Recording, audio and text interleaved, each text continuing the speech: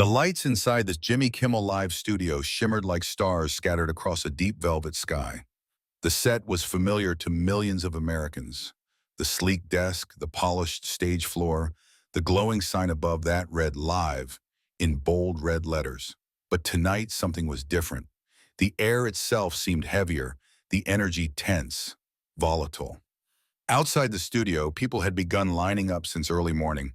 Some wore red MAGA hats and carried handmade signs saying Trump 2024 or He's Still My President. Others wore t-shirts reading Not My President and muttered anxiously among themselves. News vans cluttered the block. Security was doubled.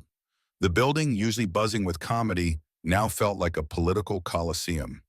Inside, Jimmy Kimmel paced backstage, flipping through cue cards. Producers whispered into earpieces. A stagehand adjusted the American flag behind the guest chair, ensuring it was centered perfectly. They all knew tonight wasn't just another interview. It was a televised reckoning. The announcer's booming voice broke through the murmur of the crowd. "Ladies and gentlemen, please welcome back to the show, the 45th President of the United States, Donald J. Trump." The studio erupted. Cheers, boos, whistles. Some stood and clapped. Others folded their arms or booed loudly. The camera cut to the entrance as Donald Trump strode in with confidence, waving, grinning. He wore a dark navy suit with a crimson tie, and his hair, that unmistakable blonde, was perfectly combed. He waved at the crowd like it was a campaign rally. "Hello, everybody," he bellowed, walking to his seat as if he owned the stage. Kimmel extended a hand, which Trump shook firmly. "Welcome back, Mr. Trump," Jimmy said, keeping his tone neutral. "Nice to see you, Jimmy," Trump said, settling into his seat. "I hear your ratings go up every time I'm on, so I figured I'd give you another boost." A few people laughed. Others groaned. Kimmel smiled thinly. "We'll see how that plays out." They exchanged small talk for a moment, Trump mocking Hollywood, Kimmel joking about Trump's Truth Social posts. But it didn't take long for the conversation to shift. "So," Kimmel said, setting his cards aside, "let's talk about the elephant in the room. You've been accused more than once of being racist, from your remarks on immigrants to the Muslim ban to Charlottesville. What do you say to that?" Trump's face hardened. He straightened in his chair. "I say it's garbage," he said, his voice sharp. "These are the same tired lies the media keeps pushing. I love this country. I love all Americans. I'm not a racist. That's just a label people throw when they're losing an argument." "But it's not just media," Kimmel pressed. "Your own words. You said Mexicans are bringing drugs, crime. They're rapists. You told congresswomen of color to go back to their countries. That's not taken out of context. Those are your direct quotes." "You're twisting everything," Trump fired back. "I said some people coming across the border were criminals. Because it's true, I didn't say everyone. And those congresswomen, they were trashing our country. If you hate America, maybe you shouldn't be in Congress." The crowd reacted. Loud, mixed, clapping, booing, shouting. Kimmel leaned forward. "Okay, then what about Charlottesville? Very fine people on both sides." "One side had Nazis, Donald." Trump didn't back down. "I was talking about the people protesting the removal of the statue, not the white nationalists. But nobody cares about the full quote. You cut it up. It's dishonest." Jimmy opened a folder and began reading tweets. "You retweeted a white supremacist. You've called African nations shithole countries. You banned Muslims from entering the country. Are we supposed to believe there's no pattern here?" Trump's face was red now. He raised his voice. "First of all, that wasn't a Muslim ban. It was a travel restriction on countries with terrorism concerns. Obama identified those countries first. In the tweet, I retweeted a news story, not the person behind it. Stop acting like I'm David Duke." The tension built. Trump sat forward. "Let me ask you something, Jimmy. When's the last time you talked to a single mom in Atlanta whose rent got paid because of housing reforms we introduced? Or the father in Chicago whose sentence was commuted thanks to the First Step Act?" Kimmel started to respond, but Trump cut him off. "You haven't. You don't know these people. You live in Hollywood, you sip cocktails with people who pretend to care. I actually did something." "You did some things, yes," Kimmel admitted. "But you also inspired hatred. You empowered racists. Trump suddenly stood. You know what? I don't have to take this, he said, unbuttoning his jacket. I came here to talk about the future.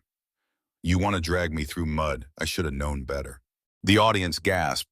Some shouted, sit down. Others clapped. Mr. Trump, wait, Kimmel said, standing too. Look, we can disagree, but this show is about letting people speak. You've got the same, use it. Don't walk out. Trump paused, hand hovering over the mic clipped to his lapel. The tension was electric. Slowly, he sat back down. Fine, but you let me finish. Absolutely, Kimmel said. Let's talk. You have the floor. Trump launched into a passionate defense, listing investments in minority communities, job creation, pardons issued, inner-city programs supported. He told a story about a young black man who wrote him a letter after his release from prison, thanking him for a second chance. He spoke with emotion, anger, and conviction. But Kimmel wasn't done. None of that excuses the damage your words did. Kids hear what you say. Extremists hear what you say. Trump snapped back. So we're going to pretend Antifa and the far left haven't done worse? You want to talk about Charlottesville, but not the riots that burned cities down? The argument escalated. At one point, both men were shouting over each other. The crowd was yelling. Producers signaled for a break. After the commercial break, the show wrapped up quickly. No jokes, no goodbye handshake. The digital battlefield stayed ablaze for days. The ripple effects extended beyond just clips and headlines. Podcasts on both sides of the aisle released emergency episodes dissecting the confrontation. Ben Shapiro uploaded a 45-minute monologue titled Trump Schools Kimmel, Media Hypocrisy at its Finest, while Jon Stewart appeared as a surprise guest on a liberal podcast titled When Late Night Met Raw Power. On Facebook, conservative groups flooded feeds with pro-Trump takes. Memes of Trump holding a mic like a sword, standing victorious over a crumpled Kimmel graphic, were shared tens of thousands of times.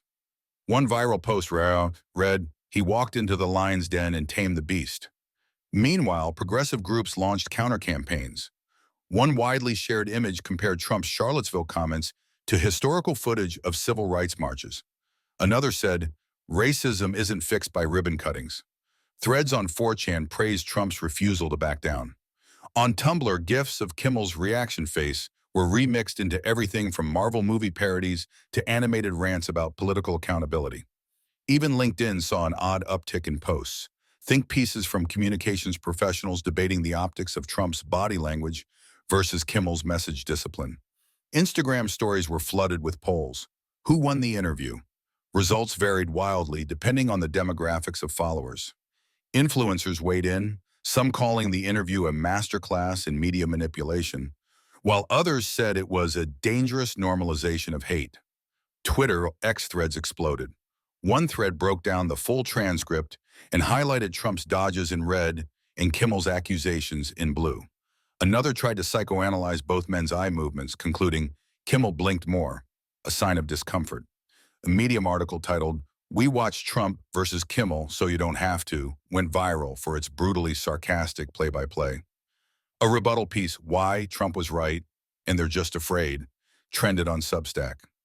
In churches, barbershops, universities, and coffee shops, the conversation was impossible to avoid. Friends argued. Families texted angrily in group chats. Zoom meetings started late because coworkers couldn't stop rehashing it. The country had split, again, not just by politics, but by perception.